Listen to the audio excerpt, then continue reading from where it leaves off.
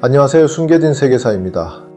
여러분, 오늘 우리가 쓰는 달러가 세계의 돈이 되기까지 그 과정이 얼마나 추악했는지 아십니까? 한 나라가 이 자리를 지키기 위해 얼마나 많은 약속을 깨뜨렸고 얼마나 많은 거래를 숨겼으며 얼마나 많은 나라를 압박해왔는지 아십니까? 이번 편부터 저는 그 이야기를 하려고 합니다. 오늘 다룰 것은 그 과정의 가장 결정적인 순간 중 하나입니다. 1971년 8월의 어느 일요일 밤, 한 나라의 대통령이 TV 앞에 앉습니다. 그리고 15분 동안 연설을 합니다. I come before you tonight at a critical moment in our history. 그 15분 동안 44개 나라가 27년 동안 지켜온 약속이 깨져버립니다. 수천 년 동안 인류가 지켜왔던 돈에 관한 한 가지 원칙도 함께 무너집니다. 지난 편 연준의 탄생 이야기를 보셨다면 한 번쯤 이런 궁금증을 가지셨을 겁니다. 미국이라는 한 나라의 돈이 어떻게 세계의 돈이 되었는가? 오늘 그 이야기를 시작합니다.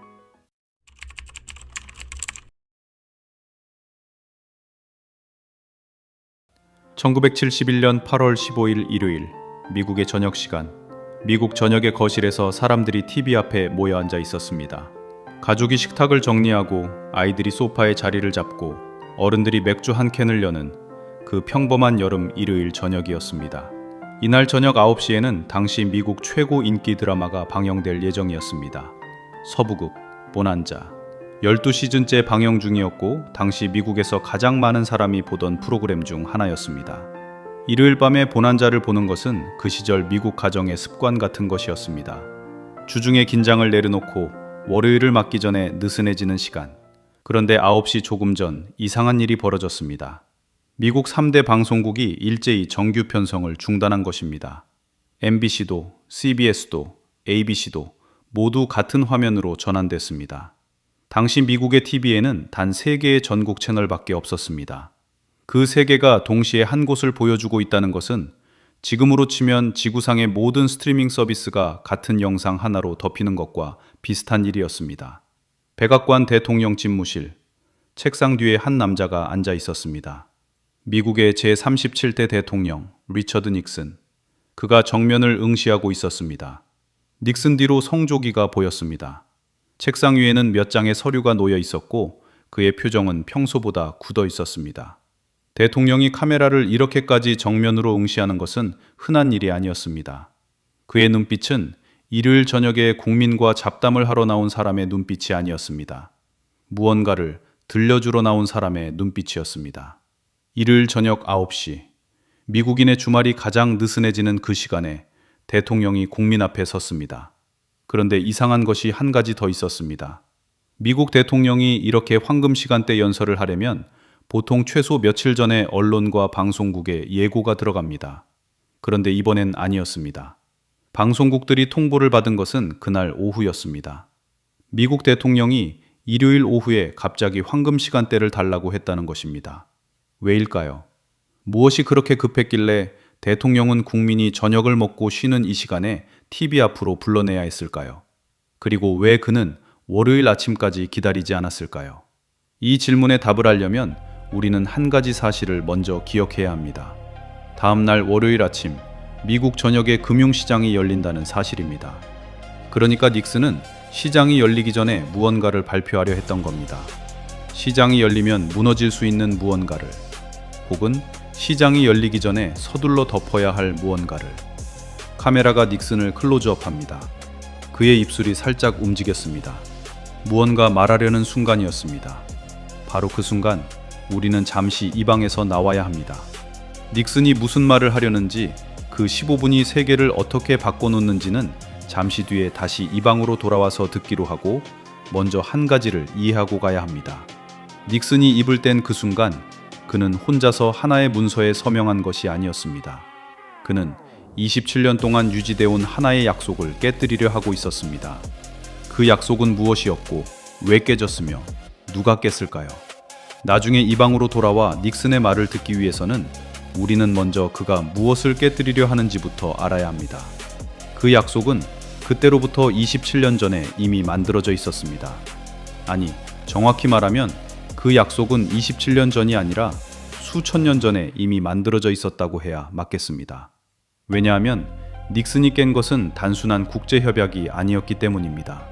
그가 깬 것은 인류가 수천 년 동안 지켜온 한 가지 규율이었습니다. 돈이라는 것에 관한 가장 오래된 약속이었습니다. 아주 오래전 사람들은 돈 없이 살았습니다. 필요한 것이 있으면 자기가 가진 것과 바꿨습니다. 밀을 기르는 농부는 물고기가 필요할 때 어부에게 갔습니다. 밀 한 자루와 물고기 10마리를 바꾸는 식이었습니다. 그런데 이 방식에는 큰 문제가 있었습니다. 농부가 물고기를 원할 때 어부도 마침 밀을 원해야 거래가 성립한다는 것이었습니다. 만약 어부가 이미 밀이 충분하고 도자기가 필요한 상태라면 거래는 이루어지지 않았습니다. 경제학자들은 이것을 원하는 것의 이중일치 문제라고 부릅니다. 서로가 원하는 것이 정확히 맞물려야 거래가 성사된다는 것입니다. 이 문제를 풀기 위해 인류는 한 가지 발명을 했습니다. 중간에 누구나 받아주는 무언가를 만든 것입니다. 그 무언가를 우리는 돈이라고 부릅니다. 그런데 처음부터 금화나 지폐였던 것은 아닙니다. 각 문명은 각자의 조건에서 구할 수 있는 것을 돈으로 썼습니다. 아프리카 일부 지역에서는 조개 껍데기가 돈이었습니다. 고대 중국에서도 마찬가지였습니다. 우리가 쓰는 한자 중에 돈과 관련된 글자들을 보면 조개 패자가 들어간 것이 많습니다. 살매, 팔매, 재물재, 귀할 귀. 한자의 세계에서 부의 뿌리는 처음에는 조개 껍데기였던 것입니다. 로마에서는 소금이 돈이었습니다. 로마 군인은 월급의 일부를 소금으로 받았습니다.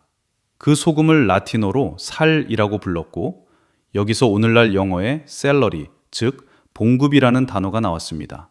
봉급이라는 단어의 뿌리에 소금이 있는 것입니다. 동아시아에서는 비단이, 아즈텍에서는 카카오 열매가 돈이었습니다. 그런데 이렇게 시대와 지역에 따라 서로 다른 것들이 돈으로 쓰이다가 결국 인류 대부분이 한 가지에서 만나게 됩니다. 금이었습니다. 여기서 한 가지 흥미로운 사실이 있습니다.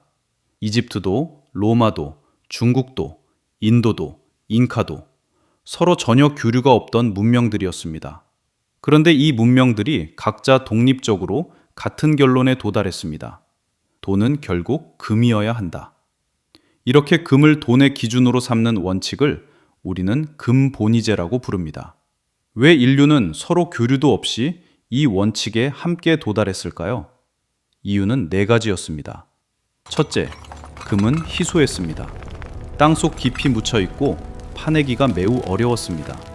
아무나 마음대로 만들어낼 수 없어야 한다는 것이 돈의 첫 번째 조건이었습니다. 둘째, 금은 변하지 않았습니다. 불에 태워도 녹기만 할 뿐 사라지지 않았습니다. 땅에 묻어도 녹슬지 않았습니다. 물에 담가도 부식되지 않았습니다. 1000년이 지나도 모양만 바뀔 뿐 금은 금으로 남았습니다. 셋째, 나눌 수 있었습니다. 큰 금덩어리를 녹여서 작은 조각으로 만들 수 있었고 다시 합칠 수도 있었습니다. 큰 거래에도 작은 거래에도 쓸 수 있었습니다. 넷째, 작은 부피에 큰 가치를 담을 수 있었습니다. 금 1kg은 손바닥 2개 안에 들어가지만 그 가치는 집 한 채와 맞먹을 수 있었습니다. 들고 다닐 수 있고 숨길 수 있고 국경을 넘을 수 있었습니다. 이 4가지 조건을 모두 만족시킨 것이 금이었습니다. 그래서 인류는 수천 년 동안 금을 돈으로 써왔습니다. 그런데 금에는 한 가지 특이한 점이 있습니다. 그 양이 극히 제한되어 있다는 점입니다. 인류 역사 전체를 통틀어 지금까지 채굴된 모든 금을 한 곳에 모으면 얼마나 될 것 같으십니까? 엄청난 산이 만들어질 것 같지만 그렇지 않습니다. 지금까지 채굴된 금을 모두 모으면 국제 규격 수영장 4개 정도의 부피밖에 되지 않습니다. 50m 길이, 25m 폭, 3m 깊이 수영장 4개. 수천 년 동안 인류가 그토록 찾아 헤매고 전쟁을 벌이고 목숨을 걸었던 그 모든 금이 수영장 4개 안에 다 들어가는 것입니다. 바로 이 제한성이 금을 돈으로 사용할 수 있게 하는 가장 중요한 성질이었습니다.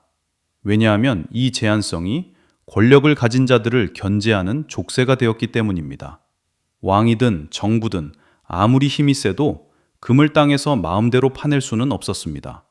돈이 금과 연결되어 있는 한 왕도 함부로 돈을 찍어낼 수 없었습니다. 더 많이 쓰고 싶으면 더 많은 금을 확보해야 했고, 금을 확보하는 것은 오랜 시간과 노력이 들었습니다. 그래서 이 근본이제의 본질은 한 문장으로 요약됩니다. 돈은 실체와 연결되어 있어야 한다. 여기서 실체란 그 자체로 희소하고 값진 무언가를 말합니다. 정부가 찍어내는 종이가 돈이 되려면 그 종이를 금으로 바꿀 수 있어야 한다는 것입니다. 이 원칙은 시민에게 중요한 보호장치였습니다. 왜냐하면 정부가 돈을 무한정 찍어낼 수 있게 되면 그 피해는 고스란히 서민에게 오기 때문입니다. 돈이 많아지면 물가가 오릅니다. 물가가 오르면 같은 월급으로 살 수 있는 것이 줄어듭니다. 평생 모은 저축의 가치가 어느 순간 반토막이 나기도 합니다. 이것이 인플레이션이고, 이것은 가장 잔인한 종류의 세금입니다. 왜냐하면 누가 걷어가는지도 모른 채 서민의 호주머니에서 조용히 빠져나가기 때문입니다. 근본이제는 바로 이 인플레이션을 억제하는 장치였습니다. 정부가 마음대로 돈을 찍을 수 없게 묶어두는 족쇄였습니다. 시민의 저축을 지키는 버팀목이었습니다. 그래서 수천 년 동안 인류는 이 원칙을 지켜왔습니다. 이집트 파라오도, 로마 황제도, 중국 황제도, 영국 국왕도 함부로 이 원칙을 깨지 못했습니다. 그런데 20세기 들어 이 원칙이 흔들리기 시작했습니다. 한 번도 아니고 3번. 첫 번째 균열은 1914년 제1차 세계대전이었습니다. 1914년 여름 유럽이 전쟁에 돌입했습니다. 제1차 세계대전이었습니다. 전쟁에는 돈이 듭니다. 그것도 엄청나게 많이 듭니다. 유럽의 각국 정부는 전쟁 자금을 마련하기 위해 결정을 내렸습니다. 시민이 가진 지폐를 금으로 바꿔주는 약속을 일단 멈춘다는 결정이었습니다. 금이 부족했기 때문입니다. 더 정확히 말하면 금의 제약에 묶여 있으면 전쟁을 치를 수 없었기 때문입니다. 그렇게 수천 년 된 원칙이 처음으로 공식적으로 유럽 대륙 전체에서 동시에 흔들렸습니다. 전쟁이 끝난 뒤에도 상처는 쉽게 아물지 않았습니다. 1920년대 유럽은 전쟁 배상금, 부채, 인플레이션에 시달렸습니다. 그리고 1929년 미국에서 대공황이 터졌습니다. 공황은 전 세계로 번졌고, 이번에는 각국이 서로 먼저 자국 통화의 가치를 떨어뜨리는 경쟁에 들어갔습니다. 자국 수출품을 더 싸게 만들려는 일종의 치킨 게임이었습니다. 그 결과는 무역 전쟁이었고, 이 무역 전쟁의 끝은 다시 진짜 전쟁이었습니다. 1939년 제2차 세계대전의 발발이었습니다. 이 전쟁이 끝나가던 무렵 승전이 눈앞에 보이던 1944년의 여름, 연합국의 지도자들은 한 가지 결론에 도달했습니다. 1930년대 같은 혼돈을 다시는 반복해서는 안 된다. 그러기 위해서는 전쟁이 끝나기 전에 미리 새로운 국제 통화 질서를 설계해야 한다. 그래서 1944년 7월 1일 한 작은 산골 마을로 사람들이 모여들었습니다. 미국 뉴햄프셔주 브레튼우즈. 산과 호수로 둘러싸인 인구 몇백 명의 한적한 리조트 마을이었습니다. 회의 장소는 마운트 워싱턴 호텔. 200개가 넘는 객실을 가진 웅장한 호텔이었지만 대공황의 여파로 1930년에 이미 문을 닫았던 곳이었습니다. 회의를 위해 급히 재개장한 이 호텔에 44개 연합국에서 온 730명의 대표가 도착했습니다. 영국에서는 20세기 최고의 경제학자로 불리는 존 메이너드 케인스, 미국에서는 재무부 고위 관료 해리 덱스터 화이트. 이 두 사람이 회의의 두 주인공이었습니다. 그리고 이 두 사람은 서로 전혀 다른 구상을 들고 왔습니다. 케인스는 새로운 국제 통화를 만들자고 제안했습니다. 어느 한 나라의 통화가 세계의 기준이 되어서는 안 된다. 대신 국제적으로 합의된 중립적인 화폐 단위를 만들자. 케인스는 이것을 방코르라고 이름 붙였습니다. 반면 화이트의 구상은 달랐습니다. 달러를 중심에 놓자는 것이었습니다. 각국의 통화는 달러에 고정시키고 달러는 금에 고정시킨다. 달러가 세계의 기준이 되는 체제. 두 구상이 맞붙었지만 승부는 이미 회의장 바깥에서 결정되어 있었습니다. 당시 미국은 세계에서 생산되는 금의 약 3분의 1을 보유하고 있었습니다. 유럽 대부분이 전쟁으로 폐허가 된 반면 미국 본토는 폭격 한 번 받지 않았습니다. 전쟁 전에 이미 세계 최대 경제였던 미국이 전쟁을 겪으면서 유일무이한 초강대국이 되어 있었습니다. 그런 미국이 주도하는 회의에서 빚을 얻어야 하는 영국의 대표 케인스의 구상이 관철되기는 어려웠습니다. 3주간의 회의 끝에 1944년 7월 22일 합의가 공표되었습니다. 결론은 화이트의 승리였습니다. 각국 통화는 달러에 고정되고 달러만이 금으로 바꿀 수 있는 유일한 통화가 된다. 금 1론스는 35달러로 고정된다. 그리고 이 시스템을 관리하기 위해 두 개의 새로운 국제기구가 만들어진다. 국제통화기금, 즉 IMF, 그리고 국제부흥개발은행, 지금의 세계은행입니다. 이것이 브레튼 우즈 체제였습니다. 이후 27년간 세계 경제가 그 위에서 돌아가게 되는 바로 그 약속이었습니다. 그런데 이 체제에는 처음부터 한 가지 구조적 모순이 숨어 있었습니다. 그 모순을 가장 먼저 정확히 지적한 사람이 있었습니다. 1960년 미국 예일대 경제학자 로버트 트리핀. 그는 미국 의회 청문회에 출석해 경고했습니다. 이 체제는 수학적으로 반드시 깨집니다. 왜 그런지는 간단했습니다. 세계 경제가 성장하려면 세계에 더 많은 달러가 필요합니다. 미국이 세계에 달러를 공급하려면 미국은 적자를 내야 합니다. 즉, 수입을 수출보다 많이 해서 달러를 세계에 흘려보내야 한다는 것입니다. 그런데 미국이 적자를 내는 동안 미국의 금 보유량은 그대로입니다. 따라서 시간이 지나면 세계가 가진 달러의 총량이 미국의 금 보유량을 넘어서는 순간이 옵니다. 그 순간 만약 각국이 달러를 금으로 바꿔달라고 한꺼번에 요구하면 미국에는 그 약속을 지킬 금이 없습니다. 이것이 트리핀의 딜레마였습니다. 미국이 세계에 달러를 공급하려면 적자가 필요하고 적자가 쌓이면 달러의 신뢰가 무너진다. 공급과 신뢰를 동시에 가질 수 없다는 모순. 트리핀은 1960년에 이미 이 시스템이 붕괴할 것이라고 예고한 것입니다. 그런데 처음에는 아무도 크게 귀를 기울이지 않았습니다.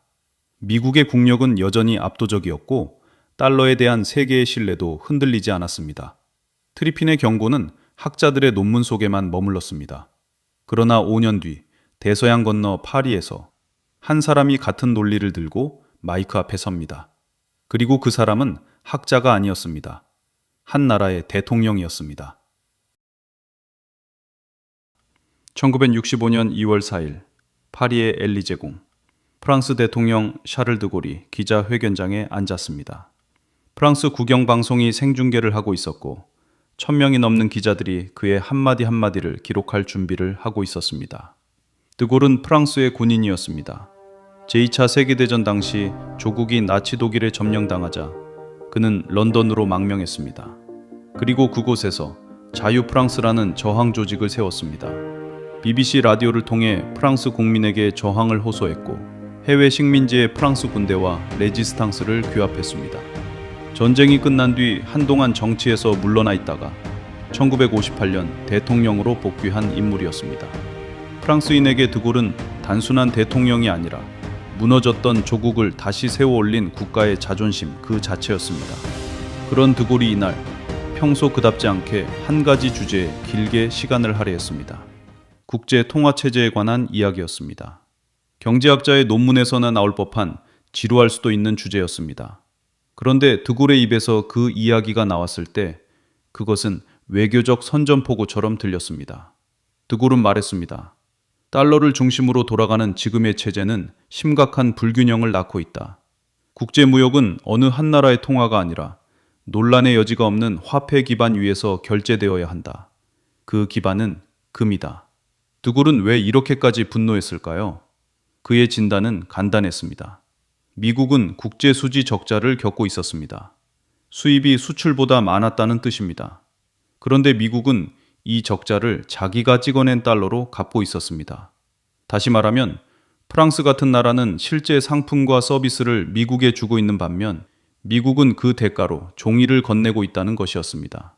그 종이는 미국이 얼마든지 찍어낼 수 있는 종이었습니다. 드골이 보기에 이것은 정상적인 거래가 아니었습니다. 그는 이것을 과도한 특권이라고 불렀습니다. 정확히 말하면 이 표현을 처음 만든 사람은 드골 본인이 아니라 당시 프랑스 재무장관이었던 발레리 지스카르 데스탱이었습니다. 그러나 이 비판을 세계 무대에 공개적으로 던진 것은 드골이었습니다. 드골의 경제 고문 중에 자크 류에프라는 인물이 있었습니다. 평생을 근본이제 옹호자로 살아온 경제학자였고 드골에게 오랫동안 한 가지를 반복해서 말해왔습니다. 달러 중심 체제는 반드시 붕괴한다. 앞서 3장에서 만난 미국 예일대의 트리핀과 거의 같은 논리였습니다. 다만 트리핀은 경고에 머물렀다면 드골은 행동으로 옮겼습니다. 1963년부터 프랑스 정부는 한 가지 은밀한 작전을 시작했습니다. 작전명은 비드구세였습니다. 프랑스어로 지갑을 비우다라는 뜻입니다. 내용은 단순했습니다. 미국 뉴욕 연방준비은행의 금고에 보관돼 있던 프랑스 소유금을 전부 프랑스 본토로 가져오는 것이었습니다. 그때까지 대부분의 나라는 자기 나라의 금을 뉴욕 연준금고에 맡겨두고 있었습니다. 그게 국제금융의 관행이었고 미국을 믿었기 때문입니다. 그런데 드골은 그 믿음을 거두기로 결심했습니다. 프랑스는 달러를 금으로 바꾸기 시작했고 그 금을 실제로 파리로 옮겨오기 시작했습니다. 1965년부터 3년에 걸쳐 프랑스는 3,313톤의 금을 본국으로 송환했습니다. 선박으로 44번, 항공기로 129번. 때로는 프랑스 해군 함정이 직접 금괴를 실어 날랐습니다. 1967년이 되자 프랑스 외환 보유고의 91.9%가 금으로 채워졌습니다. 같은 해 유럽 평균은 78.1%였습니다. 프랑스만이 압도적으로 금에 집중하고 있었던 것입니다. 1968년 드골은 한 걸음 더 나아갔습니다. 런던 골드풀이라는 기구가 있었습니다. 각국 중앙은행이 연합해서 금 가격이 1온스 35달러 근처에 머물도록 시장에 개입하던 기구였습니다. 브레튼우즈 체제를 떠받치던 기술적 버팀목이었습니다. 드골은 이 기구에서 프랑스를 빼냈습니다. 공개적으로 탈퇴를 선언한 것입니다. 달러가 35달러어치 금과 같은 가치를 갖는다는 약속을 프랑스는 더 이상 떠받치지 않겠다는 선언이었습니다. 이 도미노는 여기서 그치지 않았습니다. 1960년대 후반 들어 다른 나라들도 조용히 프랑스의 선례를 따르기 시작했습니다. 달러를 금으로 바꿔달라는 요구가 미국 재무부에 쌓이기 시작했습니다. 같은 시기 미국 안에서는 달러가 대량으로 찍혀 나오고 있었습니다. 베트남 전쟁 비용, 그리고 존슨 대통령의 위대한 사회, 사회복지 프로그램. 이 두 가지가 동시에 미국의 재정 적자를 폭발적으로 키우고 있었습니다. 그 결과 1940년대 말 최고점에서 약 2만 톤이었던 미국의 금 보유량은 1971년에는 8,100톤까지 내려가 있었습니다. 절반도 채 남지 않은 수준이었습니다. 같은 시기 세계가 가진 달러의 총량은 수학적으로 이미 미국의 금을 압도하고 있었습니다. 트리핀이 경고했던 그 순간이 현실이 되어가고 있었던 것입니다. 1971년 봄, 스위스와 벨기에가 자국 보유 달러를 금으로 바꿔달라고 미국에 요구했습니다. 그리고 8월 초, 영국 정부가 워싱턴에 전문을 보냈습니다. 30억 달러어치의 달러를 금으로 퇴환해달라는 요청이었습니다. 영국은 미국에 가장 가까운 동맹국이었습니다. 그런 영국마저 달러를 더 이상 믿지 못하고 금을 요구하기 시작한 것입니다. 이 전문을 받은 지 일주일도 지나지 않은 8월 13일 금요일, 닉슨 대통령은 12명의 측근에게 소집 명령을 내렸습니다. 장소는 백악관이 아니었습니다. 메릴랜드주 산속에 숨어있는 대통령 전용 별장, 캠프 데이비드였습니다. 1971년 8월 13일 금요일 오후, 닉슨의 전용 헬리콥터가 백악관 남쪽 잔디밭에서 이륙했습니다. 행선지는 메릴랜드주의 산소, 워싱턴에서 북서쪽으로 약 1시간 거리에 있는 대통령 전용 별장 캠프 데이비드였습니다. 숲으로 둘러싸인 이 별장은 원래 외부인의 접근이 철저히 차단되는 곳이었습니다. 같은 시각 12명의 측근이 각자 다른 경로로 캠프 데이비드에 도착하고 있었습니다. 재무장관 존 코널리, 연준의장 아서 번스, 재무차관보 폴 볼커, 예산국장 조지 슐츠, 그 외에 경제자문, 홍보 담당, 연설문 집필자까지. 그런데 이 명단에는 한 가지 의미심장한 공백이 있었습니다. 국무장관 윌리엄 로저스가 없었습니다. 그리고 국가안보보좌관 헨리 키신저도 없었습니다. 미국의 외교를 책임지는 두 사람이 이 회의에서 완전히 빠져 있었다는 뜻입니다. 이 공백의 의미는 단순했습니다. 이 회의에서는 외교적 여파가 논의되지 않는다. 미국의 결정이 유럽과 일본과 영국에게 어떤 충격을 줄지 그 문제는 테이블 위에 올라오지 않을 것이다. 미국 내부의 경제만 본다. 그것이 처음부터 정해진 방침이었습니다. 회의는 외부와 완전히 차단된 상태에서 시작됐습니다. 캠프 데이비드의 모든 전화선이 통제됐고 참석자들은 각자의 비서, 기자, 외국 정부 누구에게도 자신의 위치를 알릴 수 없었습니다. 심지어 가장 가까운 동맹국의 재무부에도 아무런 통보가 없었습니다. 이 회의가 열리고 있다는 사실 자체가 철저한 비밀이었습니다. 첫 번째 쟁점이 올라왔습니다. 달러를 금으로 바꿔주는 약속을 그대로 지킬 것인가 아니면 깰 것인가. 연준 의장 번스는 깨는 것에 반대했습니다. 그의 논리는 간단했습니다. 이 약속이 깨지면 1944년 이래 유지되어 온 세계 경제 질서 자체가 붕괴할 수 있다. 그 혼란은 미국에게도 결코 이득이 되지 않는다. 반면 재무장관 코널리는 강경했습니다. 그의 논리를 한 문장으로 요약하면 이렇습니다. 달러는 우리의 통화지만 그 문제는 당신들의 문제다. 즉, 달러가 흔들려서 세계가 고통을 받는다면 그것은 세계가 알아서 감당할 일이지 미국이 걱정할 일이 아니라는 것이었습니다.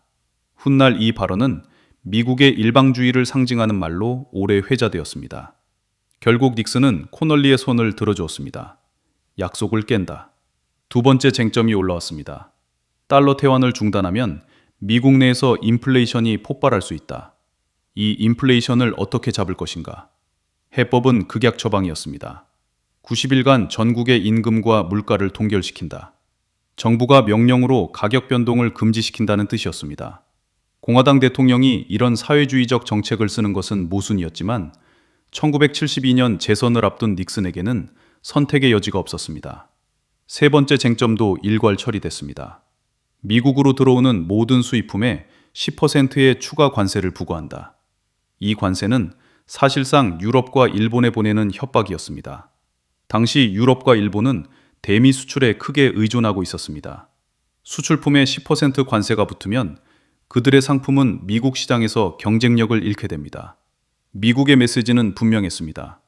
이 관세가 싫다면 너희 통화의 가치를 올려라. 당시 달러는 사실상 과대평가되어 있었습니다.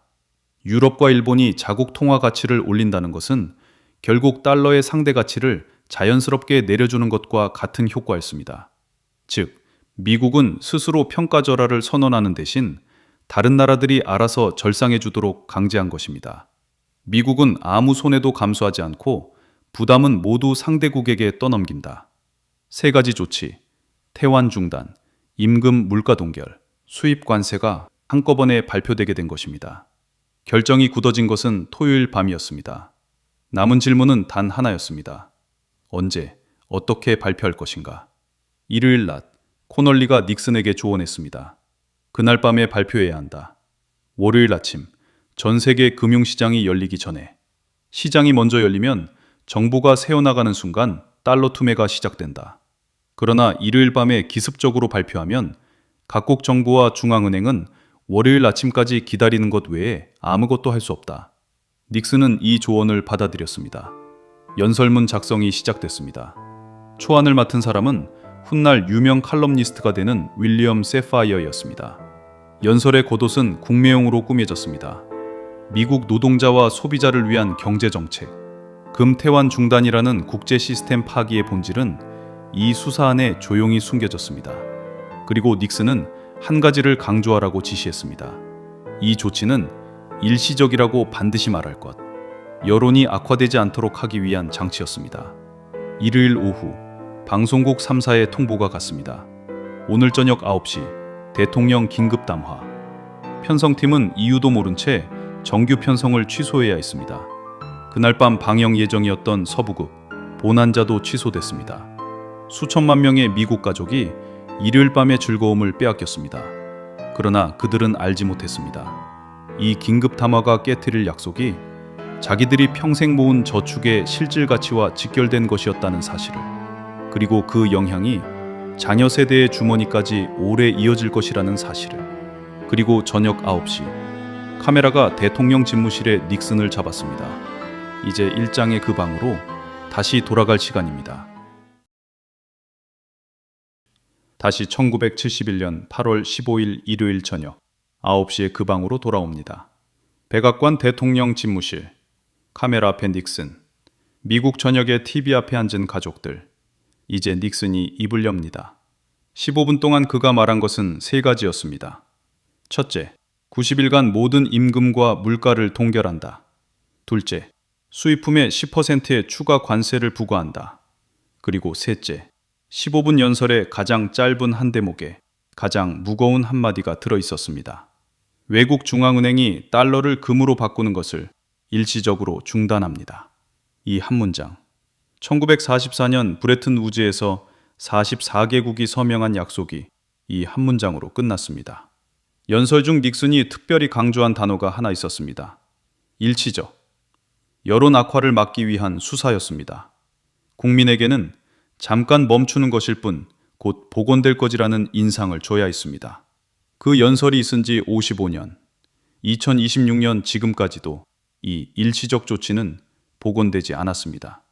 닉슨이 거짓말을 한 것인지 아니면 닉슨 자신도 이 결정이 영원할 것이라는 사실을 몰랐던 것인지 아마 둘 다였을 것입니다. 월요일 아침 미국 주식시장이 열렸습니다. 다우지수는 그날 32.9포인트 올랐습니다. 당시 미국 증시 역사상 최대 1일 상승폭이었습니다. 미국 국내 여론도 대체로 긍정적이었습니다. 강한 지도자가 달러를 지켰다. 언론은 닉슨을 칭찬했습니다. 그러나 대서양 건너, 태평양 건너의 반응은 달랐습니다. 유럽 각국은 충격에 빠졌고 일본은 외환시장에서 엄청난 손실을 입었습니다. 며칠 사이 일본은행이 달러를 사들이느라 수십억 달러의 손실을 감수해야 했습니다. 브레튼 우즈 체제가 비공식적으로 사망한 순간이었습니다. 그해 12월, 미국은 주요 10개국과 스미소니언 합의를 맺어 새로운 고정 환율을 시도했습니다. 그러나 이것은 임시 봉합이었습니다. 1973년 초 달러는 다시 폭락했고 모든 주요 통화가 변동 환율제로 넘어갑니다. 금과의 약속은 완전히 역사의 뒤편으로 사라졌습니다. 그 이후의 세계는 이전과 전혀 다른 곳이 되었습니다.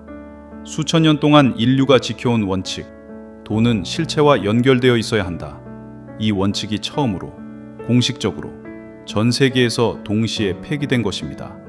이집트 파라오도, 로마 황제도, 중국 황제도 함부로 깨지 못했던 그 원칙을 1971년 여름에 미국 대통령 한 사람이 15분의 연설로 깼습니다. 이제 세상 어느 돈도 실제 상품에 묶여 있지 않습니다. 달러도, 유로도, 엔화도, 원화도 모든 통화의 가치가 그것을 발행하는 정부의 약속 하나에 달려있게 됐습니다. 인류 역사상 처음으로 모든 돈이 정부가 그렇다고 말하니까 그렇다는 약속 위에 떠있는 종이가 되었습니다. 금이라는 버팀목이 사라진 시대, 우리는 지금도 바로 그 시대를 살고 있습니다. 그런데 여기서 한 가지 이상한 일이 벌어집니다. 금이라는 버팀목이 사라지면 상식적으로 달러는 약해져야 했습니다.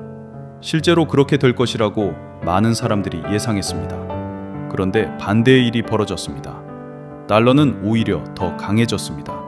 세계의 기축통화로서의 지위는 오히려 공고해졌고 미국은 더 큰 적자를 감당할 수 있게 됐습니다. 어떻게 그런 일이 가능했을까? 그 답은 1974년 여름 사우디 사막에 도착한 한 미국 재무장관의 가방 안에 들어있었습니다. 그가 그 사막에서 체결한 거래. 그것은 이후 41년 동안 세상에 공개되지 않았습니다. 그 이야기를 다음 편에서 이어가겠습니다. 이번 편을 정리하면서 저는 한 장면 앞에서 오래 멈춰 있었습니다. 닉슨의 연설이 끝난 다음 날 월요일 아침 미국 주식시장이 열렸을 때의 장면입니다.